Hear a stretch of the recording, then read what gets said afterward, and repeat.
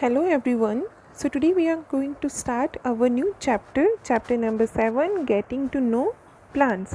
So let's get started. Go outside and observe all the plants around you. कि आप बाहर जाओ और अपने आसपास में जितने भी प्लांट्स हैं उसको देखो. Do you see that some plants are small, some very big, while some are just patches of green on the soil?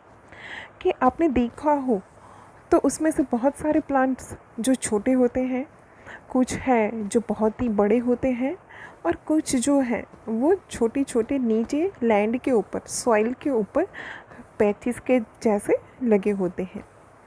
Some have green leaves while some others have reddish ones.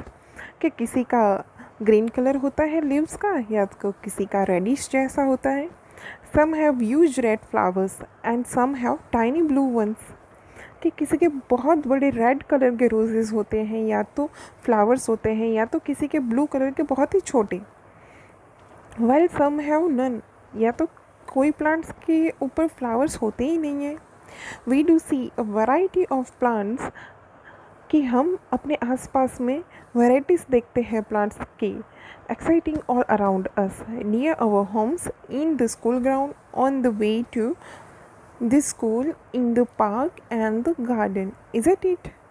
कि हमने देखा होता है हमारे आसपास का जितना surrounding area है, घर के पास में, स्कूल के पास में, कोई जगह पे हम जा रहे हैं तो उसका रोड के आसपास में जो जगह होती है, पार्क्स में, गार्डन्स में, तो बहुत सारी वैराइटीज़ हमें देखने को मिलती हैं.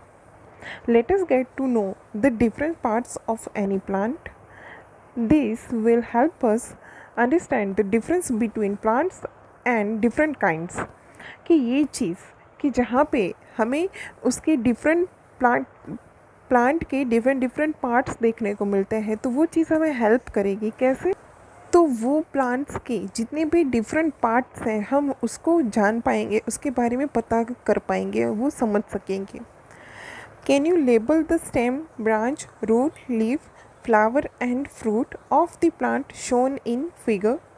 Color of the parts of the plant. हमें सबसे पहले का अपने चैप्टर याद करो जिसमें हमारा फर्स्ट चैप्टर था. तो उसमें हमने प्लांट्स के डिफरेंट पार्ट्स देखे थे. उसका फ्रूट कौन सा है, उसका फ्लावर कौन सा है, उसका लीफ, रूट, ब्रांच या स्टेम, ये सारी चीज़ें हमने देखी हुई थी. तो अभी तो आपको ये अंदाज़ा आ गया होगा, तो आप वो चीज़ प्लांट को बना के या तो आपके पास में है तो वो आप उसका लेबलिंग कर सकते हैं. Activity 7.1 herb, shrubs and trees. Activity 1 look closely at the stem and branches of plants much smaller than you, plants that above your size and plant which are much taller than you. Feel the stem and try to bend them gently to see if they are tender or hard. कि आपने आसपास में जितनी भी plants देखे होंगे तो या तो वो आपसे छोटे होंगे या तो आपकी साइज़ के होंगे या तो आपसे बड़े होंगे. तो उसका जो स्टेम है तो वो आपने देखा होता, टेंडर मतलब कि मुड़ जाना और हार्ड मतलब कि जैसा था वैसा का वैसा ही रहना. तो यहाँ पे एक टेबल 7.1 दिया गया है जिसमें प्लांट का नाम दिया है टोमेटो, मैंगो और लेमन. तो ये जो चीज़ें दी गई हुई उसकी हाइट भी कितनी होगी. टोमेटो होगा तो वो शॉर्ट हाइट का होगा, मैंगो होगा तो वो वेरी टॉल होगा क्योंकि उसका ट्री होता है, और लेमन है तो वो एक श्रब होगा है तो वो अबाउट 4 to 5 का हो सकता है, 4 to 5 फीट्स का. हाँ, तो यहाँ पे कॉलम नंबर 2 देखो तो टोमेटो है वो शॉर्ट होता है तो उसका कलर होता है वो ग्रीन होता है, टोमेटो का नहीं, टोमेटो प्लांट का. टेंडर मतलब कि उसकी स्टेम को अगर हम हल्के से जेंटली मोड़ना चाहे तो हम मोड़ सकते हैं. तो वैसे ही मैंगोज़ का देखना है, लेमन का देखना है, सेम चीज़ उसकी थिक देखनी है कि वो थिक है या नहीं है, हार्ड है या नहीं है. तो ये सारी चीज़ें आपको अभी पता होगा. तो यही टेबल के अकॉर्डिंगली हम उसके बारे में आज देखेंगे. किसके बारे में? हर्ब्स के बारे में, श्रब्स के बारे में और ट्रीज़ के बारे में. तो आइए चलो देखते हैं. Take care that the stem does not break. देखो ये सारी चीज़ें करते समय हमें ध्यान में रखना चाहिए कि वो स्टेम है वो ब्रेकआउट ना हो जाए। Hug the tall plants to see how thick the stems are. कि कोई भी बड़ा ट्री है हम उसको हग करके उसका प्लांट्स का जो थिकनेस है वो पता लगा सकते हैं। We also need to notice from where the branches grow in some plants close to the ground और higher up on the stem. कि हम ये भी नोटिस कर सकेंगे कि जो उसकी ब्रांचेस है वो कहाँ पे ग्रो हो रही है।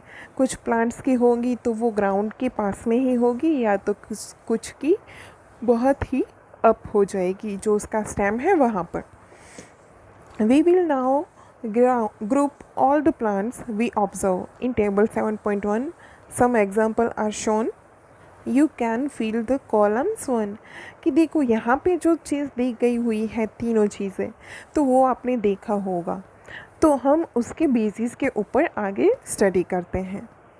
Column 2 and 3 for many more plants, fill column 4 later after studying the sections. Based on these characters, most plants can be classified into 3 categories: herbs, shrubs and trees. An example of each is shown in figure 7.3. अभी देखिए कि यहाँ पे जो column दिया गया था उसमें 3 कैटेगरीज में हम डिवाइड कर सकते हैं प्लांट्स को। फर्स्ट आएगा हर्ब्स मतलब कि छोटे प्लांट्स, बाद में श्रब्स आएगा जो 4 to 5 फीट्स आएगा, और बाद में आएगा ट्रीज जो कि यूज होंगे। तो ये सब की चीज़ें यहाँ पे नीचे फिगर में दिखाया हुआ है उसके images. Plants with green and tender stems are called herbs. अभी देखो हर्ब्स किसे कहेंगे, तो ऐसे प्लांट्स जो ग्रीन कलर के होंगे और टेंडर मतलब कि मुड़ जाना, उसके जो स्टेम होंगे वो इजीली मुड़ जाएंगे, तो उसे कहते हैं herbs. They are usually short and may not have many branches. कि ये जो हर्ब्स होंगे वो शॉर्ट होंगे और उसकी बहुत सारी ब्रांचेस नहीं होंगी। Some plants develop branches near the base of stem. कि सम ऑफ प्लांट्स ऐसे होते हैं कि उसकी ब्रांचेस होती हैं वो बेस, उसका जो स्टेम है वहीं से डेवलप हो जाती हैं। The stem is hard but not very thick. उसकी जो स्टेम होती है वो हार्ड होती है पर बहुत ज़्यादा थिक नहीं होती है। Such plants are called shrubs. कि ऐसे प्लांट्स को श्रब्स कहते हैं। Some plants are very tall and have hard and thick stems. कि कुछ प्लांट्स ऐसे होते हैं कि जिसकी स्टेम होती है वो बहुत ही ज़्यादा थिक और हार्ड होती है, और उसकी जो वो हाइट होती है वो बहुत ही लंबी होती है। The stems have branches in the upper part much above the ground. Such plants are called trees. कि ऐसी स्टेम्स की जिसकी ब्रांचेस अपर साइड के ऊपर है, ग्राउंड से बहुत ज़्यादा ऊपर, तो ऐसे प्लांट्स को हम ट्रीज कहते हैं। Based on the above characteristics, can you classify the plants listed by you and complete column 4 in table 7.1?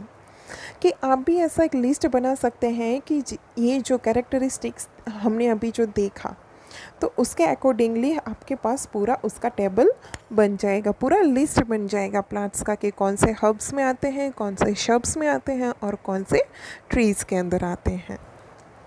Plants with weak stem that cannot stand upright but spread on the ground are called creepers. अभी देखो हमने 3 चीज़ की बात की, herbs, shrubs और trees. यहाँ पे 4th की बात करते हैं जो कि creepers.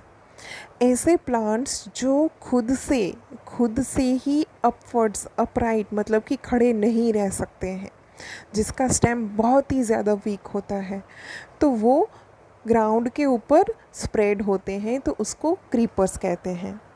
While those that take support and climb up are called climbers. कि अभी ये 5th वन की बात हुई जो कि क्लाइंबर्स। कि ऐसे प्लांट्स की जो सपोर्ट लेकर क्लाइंब करते हैं, क्लाइंब मतलब कि चढ़ना, तो ऊपर की साइड पे चढ़ते हैं, उसको क्लाइंबर्स कहते हैं। These are different from the herbs, shrubs and trees. कि ये जो creepers और climbers हैं वो herbs, shrub और tree से different होते हैं. Perhaps there are some plants in your school or at home that you take care of. Write down the names of any 2-3 trees, shrubs, herbs or creepers growing in your house or school. कि अभी आपको ये definition पता चल गया कि herbs किसे कहते हैं, श्रब्स किसे कहते हैं, ट्रीज, क्रीपर्स एंड क्लाइंबर्स. तो ये सब के आपको 2 से या 3 एग्जाम्पल्स सभी चीज़ों के लिखने हैं. तब तक हम आगे के वीडियो में मिलेंगे. तो आज का आपका काम है कि ये सब के एग्जाम्पल्स लिखने हैं. Thank you.